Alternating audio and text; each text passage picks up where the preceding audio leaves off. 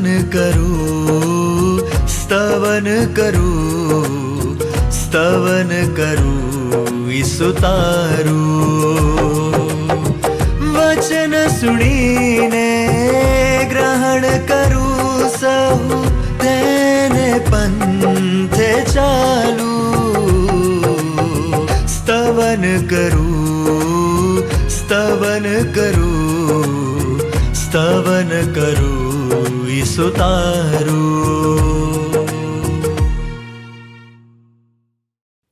કેમ છો મિત્રો? સ્તવન બાઇબલ અભ્યાસમાં આપનું સ્વાગત છે. આપ અમારી સાથે ઈશ્વરનું વચન શીખવા આ કાર્યક્રમમાં જોડાયા છો તે બદલ આભાર. ગત અભ્યાસમાં આપણે યાકૂબ 1 અને 22માંથી શીખ્યા કે આપણે ઈશ્વરના વચનને પાળવાનું છે અને જીવનમાં તેને અમલમાં પણ મૂકવાનું છે. આજે આપણે યાકૂબ 1:23-27 કલમોનો અભ્યાસ કરીશું. યાકૂબનો પત્ર આપણને ખ્રિસ્તી વિશ્વાસને માત્ર શબ્દોમાં નહીં પણ કાર્યોમાં પણ પ્રદર્શિત કરવાની વ્યવહારિક શીખ આપે છે. તે ઈશ્વરના વચનને આત્મિક અરીસા તરીકે જુએ છે. તેમાં ઈશ્વર આપણને તેમના વચનોનું ભય એટલે કે બીક રાખવા જણાવે છે. તેમાં વચનની આકૃતિ જોવા મળે છે. અહીં ધાર્મિકતા વ્યર્થ છે તેવું કહેવામાં આવ્યું છે. તે આપણને સાચા ધર્મની વ્યાખ્યા આપતા અનાથ, દુઃખી અને વિધવાઓની મદદ કરવા જણાવે છે. પણ તે કેવી રીતે કરી શકાય અને આ ઈશ્વરના વચનો પાળવાથી આપણને શો લાભ થાય? આપણે કેમ ઈશ્વરના વચનો પાળવા જોઈએ? મિત્રો, આવા પ્રશ્નો તમારા દરેકના મનમાં થતા હશે. તે સંબંધી વધુ જાણવા માટે આવો આજના અભ્યાસમાં જોડાઈએ અને દેવના સેવકને સાંભળીએ.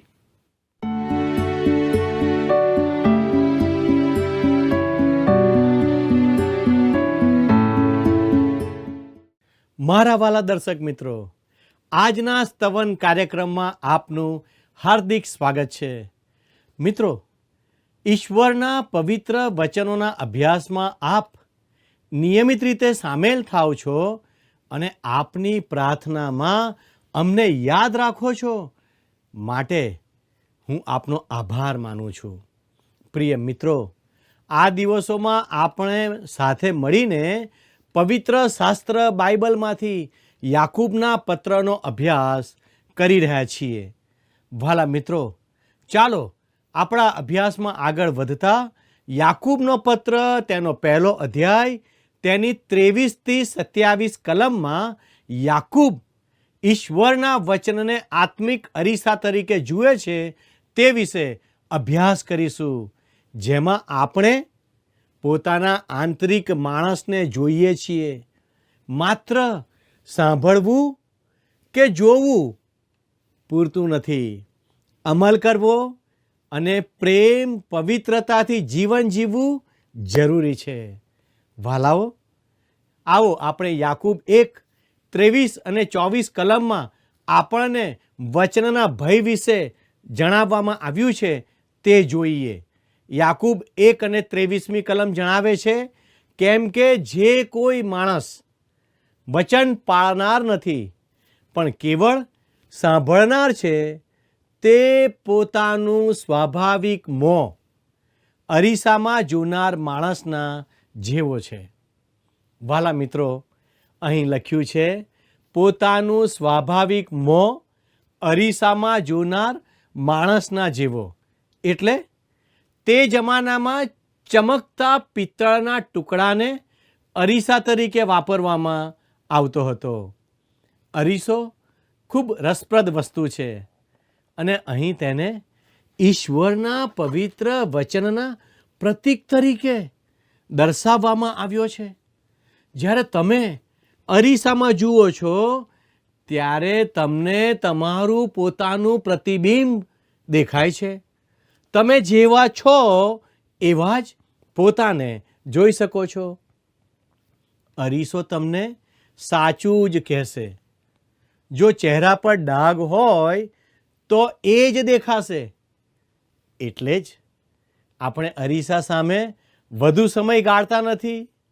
વહાલા દર્શક મિત્રો, ઈશ્વરનું વચન પણ તમને તમે કોણ છો તે બતાવશે. અરીસો આપણી ખામીઓ જાહેર કરે છે. આપણે અરીસામાં આપણી ખામીને જોઈએ છીએ, પણ તેના વિશે કશું જ કરી શકતા નથી.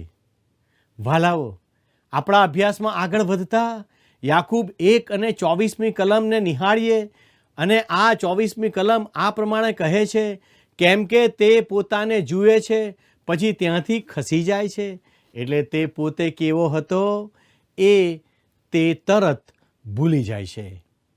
યાકૂબ પોતાના 19મા વચનનો જવાબ આપે છે, જ્યાં તેમણે લખ્યું છે, સાંભળવામાં ચપળ, બોલવામાં ધીમા. અહીં તેનો મતલબ છે, જ્યારે તમે અરીસામાં જુઓ છો ત્યારે ઉતાવળા કે અવિચારી ન બનો. સાંભળવામાં ચપળ એટલે તમારું સઘળું ધ્યાન કેન્દ્રિત કરો અને ઈશ્વરના પવિત્ર વચન પ્રત્યે સજાગ રહો. વાલા દર્શક મિત્રો, યાકૂબ કહે છે, વચનને માત્ર ઔપચારિક રીતે ન લો, તેની સામે ઉતાવળા ન થાવ. જે વ્યક્તિ વચનને ફક્ત સાંભળે છે અને તેને અનુસરતો નથી, તેની પાસે પવિત્ર શાસ્ત્ર બાઇબલનું જ્ઞાન છે, પણ તે જ્ઞાન તેને કાર્ય કરવા પ્રેરણા આપતું નથી.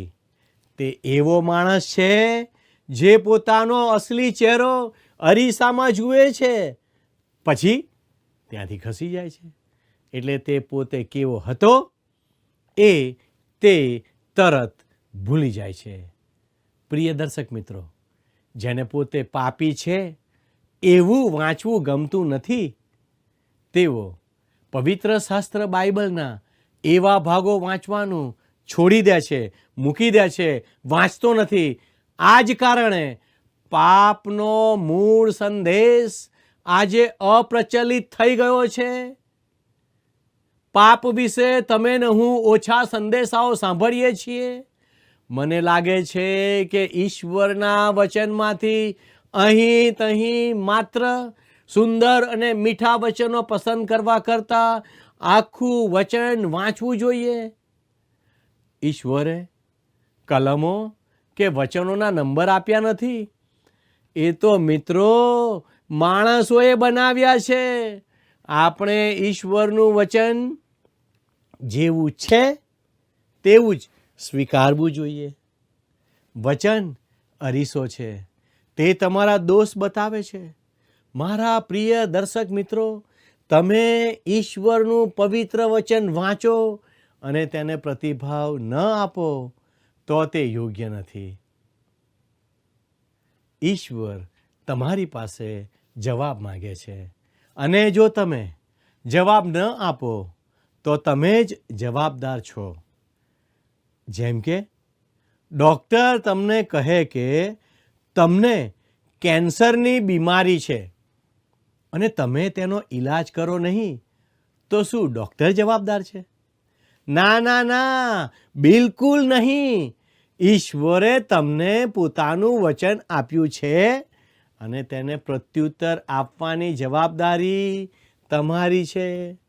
જે વ્યક્તિ નવો જન્મ પામી છે તેને વચન કહેશે, જો તું હવે આત્મિક વૃદ્ધિ પામી રહ્યો નથી, તું ઈશ્વરીય પ્રેમનો ત્યાગ કરી રહ્યો છે.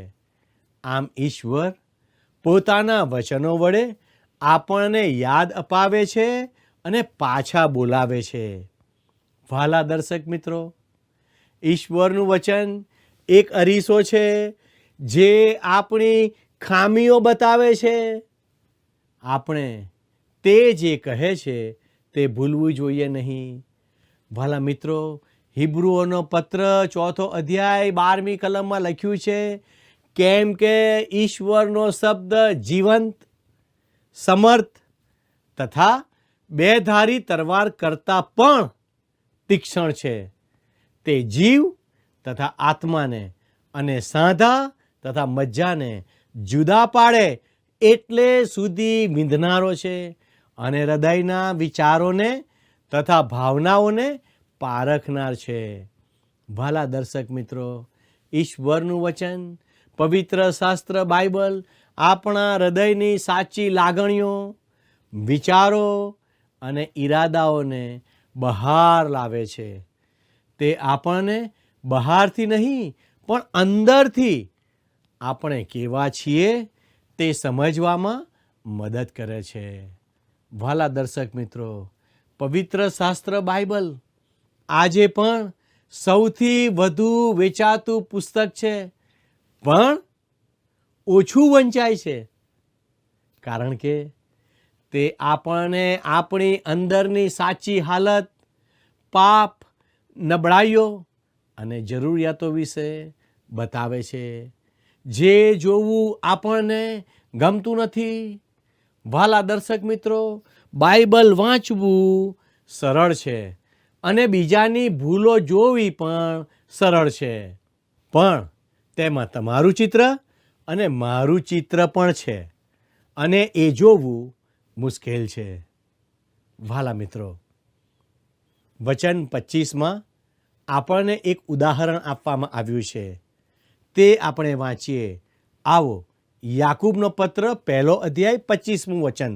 પણ જે છૂટાપણાના સંપૂર્ણ નિયમમાં નિહાળીને જુએ છે અને તેમાં રહે છે, જે સાંભળીને ભૂલી જનાર નહીં પણ કામ કરનાર થાય છે, તે જ માણસ પોતાના વ્યવહારમાં ધન્ય થશે.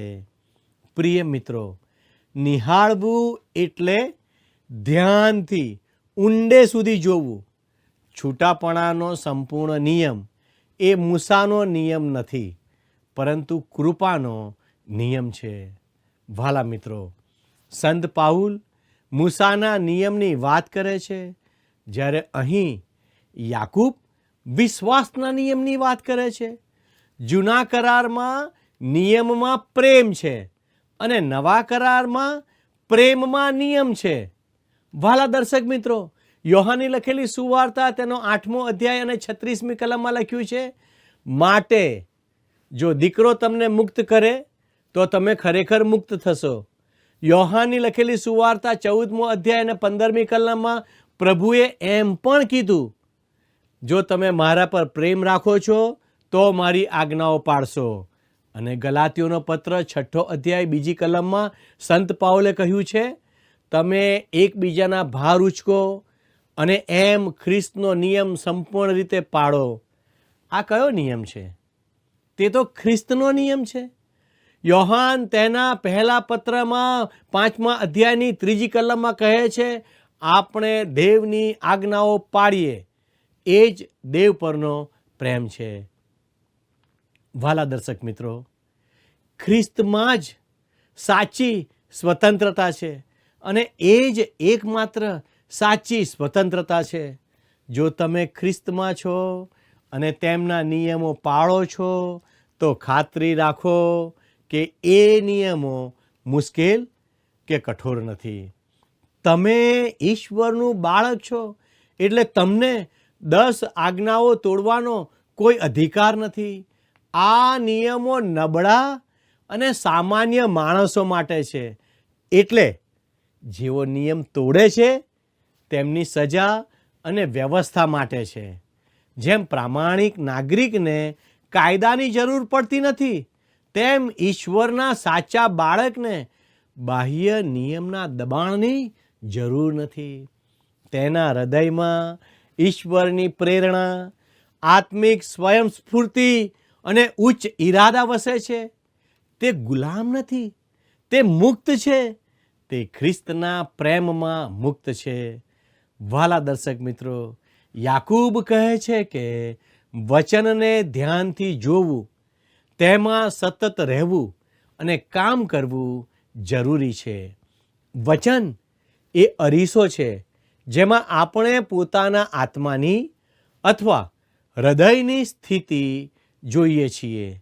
જો આપણે વચન વાંચીએ અને તરત ભૂલી જઈએ તો તેનું કોઈ ફળ નથી. પરંતુ જો આપણે તેનો અભ્યાસ કરીએ અને તે પ્રમાણે જીવીએ તો આપણો આત્મા અને આપણું હૃદય આનંદથી ભરાઈ જશે, આપણામાં પ્રેમ વધશે અને આપણું જીવન ધન્ય થશે.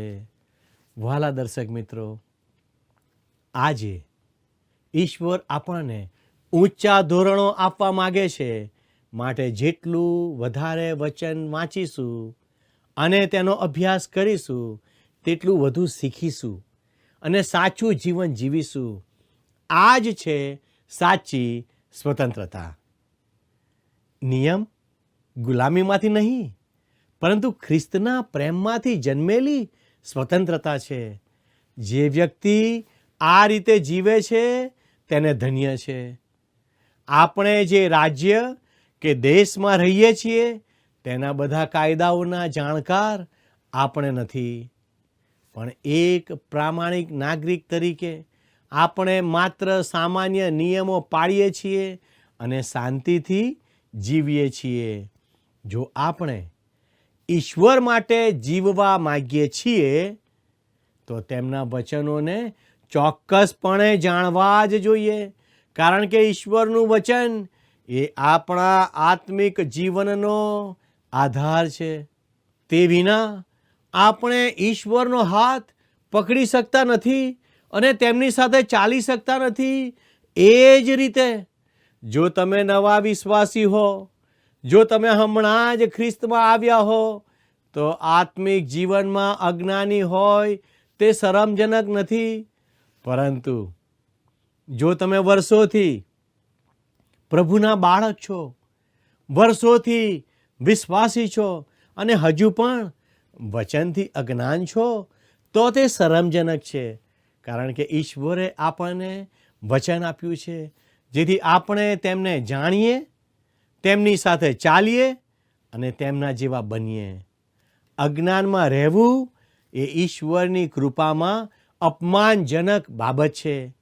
ભલા મિત્રો, યાકૂબ 1:25 કહે છે કે જે વ્યક્તિ વચનને ધ્યાનથી જુએ છે, તેમાં રહે છે અને તે પ્રમાણે કામ કરે છે તેને ધન્ય છે. વચનનું જ્ઞાન એ માત્ર માહિતી નથી, પરંતુ જીવનનું પરિવર્તન છે. જેમ બાળક શીખીને મોટું થાય છે, તેમ વિશ્વાસી બાળક વચન શીખીને આત્મિક રીતે મોટું થાય છે. અજ્ઞાનમાંથી જ્ઞાન તરફ, અંધકારમાંથી પ્રકાશ તરફ, આ જ છે ખ્રિસ્તી જીવનની યાત્રા. ભલા મિત્રો, યાકૂબ 1:26 આપણે વાંચીએ. જો તમારામાંનો કોઈ માને કે હું પોતે ધાર્મિક છું, પણ પોતાની જીભને વશ કરતો નથી, તે પોતાના મનને છેતરે છે અને એવા માણસની ધાર્મિકતા વ્યર્થ છે. ભલા મિત્રો, ધાર્મિકતા અને ધર્મ ખરેખર તો બાઇબલના શબ્દો નથી. ધ્યાન રાખો, ધાર્મિકતા અને ધર્મ બાઇબલના શબ્દો નથી. હા, તે 6 કરતાં વધુ વાર નવા કરારમાં આવે છે. યાકૂબ નવા કરારના બીજા લેખકો કરતાં તેમનો વધુ ઉપયોગ કરે છે. ધર્મ શબ્દ લેટિન શબ્દ પરથી આવ્યો છે. તેનો અર્થ પાછળ બાંધવું થાય છે. જો કે હેરોદોત્સે તેનો ઉપયોગ કર્યો હતો. જો કે તે શબ્દ ગ્રીક ભાષામાં સામાન્ય રીતે ઉપયોગમાં લેવાતો ન હતો. આ શબ્દ ક્રિયાકાંડ અને વિધિઓ સાથે સંકળાયેલો છે. આજે ઘણા બધા ધર્મો છે અને તેઓ બતાવી શકે છે કે તેમના અનુયાયીઓ કેટલા વિશ્વાસુ અને ઉત્સાહી છે. પણ બાહ્ય ક્રિયાઓ અને વિધિઓના કારણે તમે ખ્રિસ્તી વિશ્વાસને ધર્મ કહી શકો નહીં. ખ્રિસ્તીપણું ધર્મ નથી, તે એક વ્યક્તિ છે અને એ વ્યક્તિ છે પ્રભુ ઈસુ ખ્રિસ્ત. ભલા મિત્રો, યાકૂબ અહીં કહે છે કે જો કોઈ ધાર્મિક વ્યક્તિ પોતાની જીભ પર કાબૂ નથી રાખતો, તો તેનો ધર્મ ગમે તે હોય તે પોકળ છે. વિશ્વાસી અને તેની જીભ વિશે શું? યાકૂબ 3 અધ્યાયમાં વધુ વિગતવાર સમજાવે છે કે ઈશ્વરના બાળકે જીભ પર કેવી રીતે કાબૂ મેળવવો. આજે આપણો સૌથી મોટો પ્રશ્ન આ જ છે કે આપણે જીભ પર કાબૂ રાખતા નથી. હવે યાકૂબનો પત્ર 1 અધ્યાય અને 27મી કલમ વાંચીએ. વિધવાઓની અને અનાથોની તેઓના દુઃખની વખતે મુલાકાત લેવી અને જગતથી પોતાને નિષ્કલંક રાખવો એ જ દેવની એટલે બાપની આગળ શુદ્ધ તથા નિર્મળ ધાર્મિકતા છે. પ્રિય મિત્રો, આ એક શક્તિશાળી વિધાન છે. શુદ્ધ એ હકારાત્મક બાજુ છે, અશુદ્ધ એ નકારાત્મક બાજુ છે. જો તમારી પાસે સાચો ધર્મ હોય તો બંનેનું સંતુલન જરૂરી છે. વિધવાઓની અને અનાથોની તેઓના દુઃખની વખતે મુલાકાત લેવી એ હકારાત્મક બાજુ છે. વાલા મિત્રો, પ્રભુના બાળકે આ દુનિયાના દુઃખો અને સમસ્યાઓ ધરાવનાર લોકોના અંગત સંપર્કમાં હોવું જ જોઈએ. આપણે અંગત રીતે કોમળતા સાથે, ભલાઈ સાથે અને મદદ સાથે દુનિયાના સંપર્કમાં રહેવું જોઈએ. જગતથી પોતાને નિષ્કલંક રાખવો આ નકારાત્મક બાજુ છે. દુનિયા સાથે સંપર્કમાં રહેવાનો અર્થ એ નથી કે આપણે દુનિયાવી બાબતોમાં સામેલ થઈ જઈએ. વિશ્વાસી તરીકે આપણે આ જગતમાં છીએ, પણ આપણે જગતના નથી. મારા મિત્ર, તમે આ જગતના લોકો સાથે મીઠાશથી, પ્રેમથી અને વિચારણાપૂર્વક અને ભલાઈ સાથે સંપર્ક કરી શકો, પણ આપણે યાદ રાખીએ કે આપણે શુદ્ધ રહેવાનું છે. આપણે દુનિયાવી બાબતોમાં એટલા બધા સામેલ થઈ જઈએ છીએ કે તે ભયજનક બની શકે છે. આજના સમયમાં ધર્મ ઘણીવાર બાહ્ય ક્રિયાઓ, વિધિઓ અને દેખાડામાં સીમિત થઈ જાય છે. લોકો ધર્મસ્થાનોમાં જાય છે, દેવળમાં જાય છે, આરાધના કરે છે, દાન આપે છે, પરંતુ તેમનું હૃદય દયા અને પવિત્રતાથી દૂર હોય છે. યાકૂબનો પત્ર આપણને ઈશ્વરની નજરમાં સાચા ધર્મની વ્યાખ્યા આપે છે. વિધવાઓની અને અનાથોની તેઓના દુઃખની વખતે મુલાકાત લેવી અને જગતથી પોતાને નિષ્કલંક રાખવો એ જ દેવની એટલે બાપની આગળ શુદ્ધ તથા નિર્મળ ધાર્મિકતા છે. આ વચન કહે છે કે ઈશ્વરને બાહ્ય ધાર્મિકતા નહીં, પણ પ્રેમની ક્રિયા અને આંતરિક પવિત્રતા જોઈએ છે. યાકૂબ આપણને શીખવે છે કે ધર્મ એ વિધિ નથી, વ્યવહાર છે. તે દેખાડો નથી, તે દિલની, હૃદયની વાત છે. જો આપણે વિધવા અને અનાથની મદદ કરીએ અને પોતાને પાપથી પવિત્ર રાખીએ તો જ આપણો ધર્મ ઈશ્વરની નજરમાં શુદ્ધ અને સ્વીકાર્ય છે. આ જ છે ખ્રિસ્તી ધાર્મિકતા, પ્રેમ અને પવિત્રતાથી ભરેલી ધાર્મિકતા. મિત્રો, આજથી જ આપણે આ 2 વાતો અમલમાં મૂકીએ. જરૂરિયાતમંદની મદદ કરવી અને પાપથી દૂર રહેવું, તો જ આપણો ધર્મ જીવંત, શુદ્ધ અને ઈશ્વરને પ્રિય થશે. પ્રિય મિત્રો, છેલ્લે એટલું જ કહીશ, વચનમાં જીવો, વચનને પ્રેમ કરો અને પવિત્ર રહો.